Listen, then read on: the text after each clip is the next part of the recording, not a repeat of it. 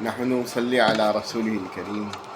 أما بعد فأعوذ بالله من الشيطان الرجيم. بسم الله الرحمن الرحيم.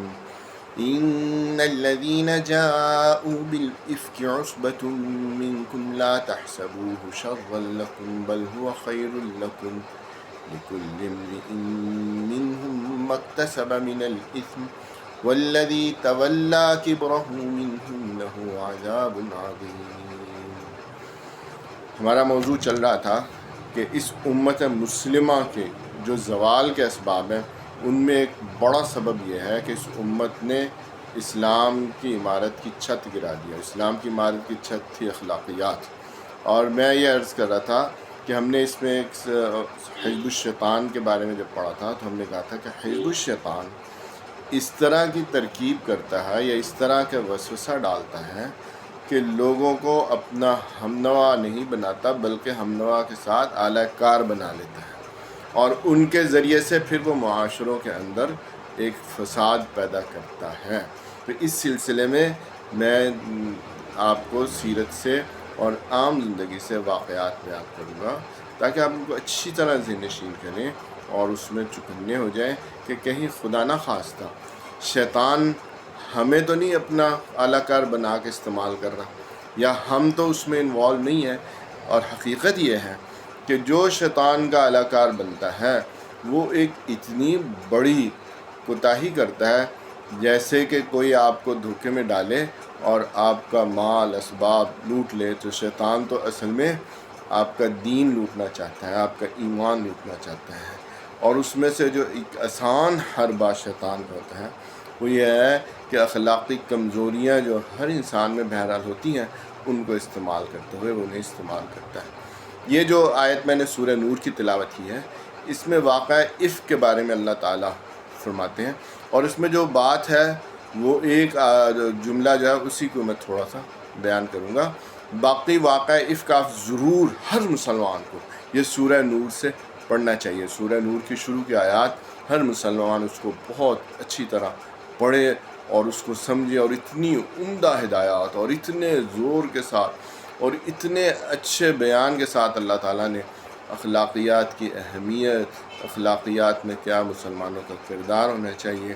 اور اس کی کیا حیثیت ہے ہمارے ایک پورے خاندانی نظام میں اور ایک اسلامی معاشرے میں. یہ سورہ نور کی شروع کی آیات پڑھنے سے ایک مسلمان اچھی طرح اس کو سمجھ جاتا ہے. جب اس کا ایک شعور بن جاتا ہے اور اس کی سوچ اور فکر کے اندر وہ چیزیں بیٹھ جاتی ہیں تو پھر مجھے بہت امید ہے کہ پھر وہ شیطان کے بہت سارے حربوں سے بچ سکتا ہے. واقعہ افک کیا تھا؟ واقعہ افک مشہور واقعہ ہے سیرت کا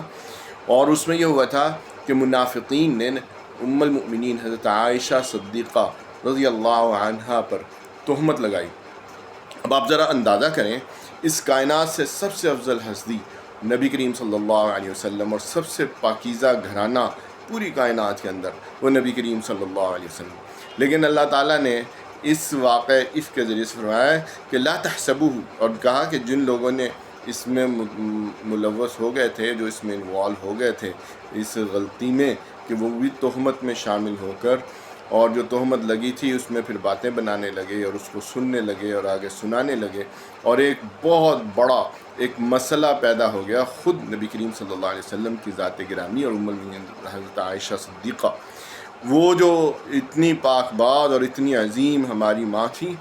انہوں نے جس طرح اس کو جھیلا وہ ایک مہینہ بعد یہ سورہ نور کی آیات نازل ہوئی جس نے اس کو واضح کیا. لیکن پورا ایک مہینہ آپ اندازہ کریں کہ اللہ تعالیٰ نے یہ کیوں فوری آیات کیوں نہیں نازل کر دی. تو اس آیت میں فرمایا کہ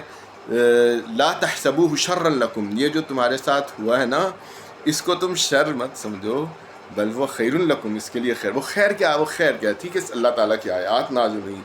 ام المؤمنین عائشہ کی برات ظاہر ہو گئی اور مسلمان جن جن غلطیوں میں مبتلا ہے وہ پوری واضح ہو گئی کہ کون کس غلطی میں مبتلا ہے, ہر ایک کو پتہ چل گیا اپنی غلطی کا. اور پھر اس کے بعد آپ دیکھیں کہ اس میں جو خیر ہوئی کہ قیامت تک آنے والے انسانوں کو رہنمائی مل گئی. تو ہمارا موضوع یہ چل رہا تھا کہ یہ کیسے ممکن ہے کہ ایک اچھا خاصا مسلمان جو قرآن کریم پڑھنے سے پہلے اعوذ باللہ من الشیطان الرجیم پڑھتا ہے، وہ شیطان کے وسوسے میں کیسے آ جاتا ہے؟ تو بنیادی طور پر وہ انسان کی اپنی اخلاقی کمزوریاں ہوتی ہیں، اور ہر انسان میں تو یہ کوئی ایسی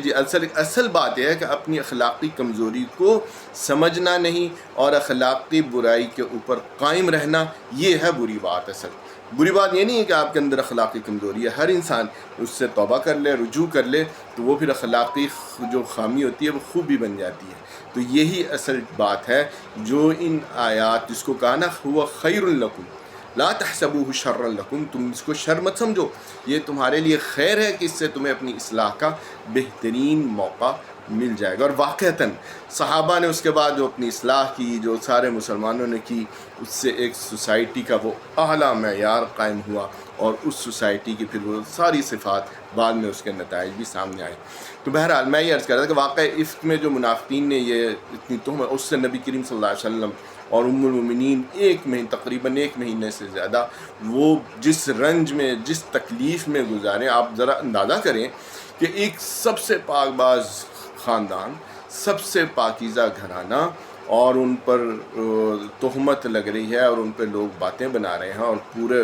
سوسائٹی کے اندر وہ پھیل رہی ہیں اور لوگ کرتے چلے جا رہے ہیں۔ آپ ان کی تکلیف کا تھوڑا سا اندازہ لگائیں تو یہ کتنا فساد برپا کر سکتا ہے شیطان ایک چھوٹے سے وسوسے سے اور ہماری اخلاقی کمزوری سے۔ تو اس وجہ سے جو لوگ اعوذ باللہ من الشیطان الرجیم پڑھتے ہیں، جو شیطان سے پناہ مانگتے ہیں، جو چاہتے ہیں کہ نہیں شیطان کا اعلیٰ کار تو کسی اور واقعتاً نہیں بن سکتا، ایک مسلمان کس طرح اس کا اعلیٰ کار بن جائے، لیکن وہ کس طرح بنا لیتا ہے، یہ اس واقعے کو آپ پڑھیں گے تو آپ کو پوری طرح سمجھ آ جائے گی۔ میں اس سلسلے میں یہ سیرت آپ دیکھیں کہ یہ سیرت سے تو بہت سارے واقعات، میں انشاءاللہ وہ واقعات بھی بیان کرتا ہوں۔ یہ سورہ نور کا اصل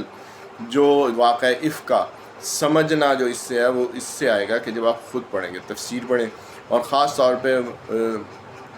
مولانا مودودی رحمۃ اللہ علیہ نے اس کو بہت ہی پیارے انداز سے لکھا ہے، اس سے تفہیم القرآن میں سے پڑھ لیں،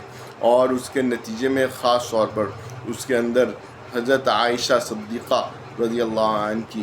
جو آپ بیتی ہے، اس سے متعلقین جتنے بھی واقعات ہیں مولانا مودودی صاحب نے لکھے ہیں، یہاں موقع تو نہیں لیکن آپ اس کے ضرور پڑھیں۔ اور اس کے بعد ایک بات اچھی طرح کہ شیطان وسوسہ ڈال کے اگر اتنے پاکیزہ گھرانے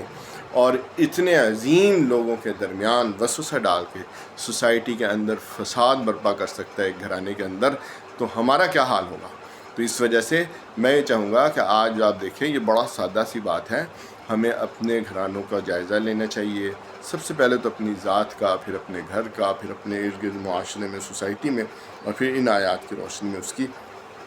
اصلاح کی کوشش کرنی چاہیے۔ اللہ تعالی ہمیں صحیح سمجھ عطا فرمائے۔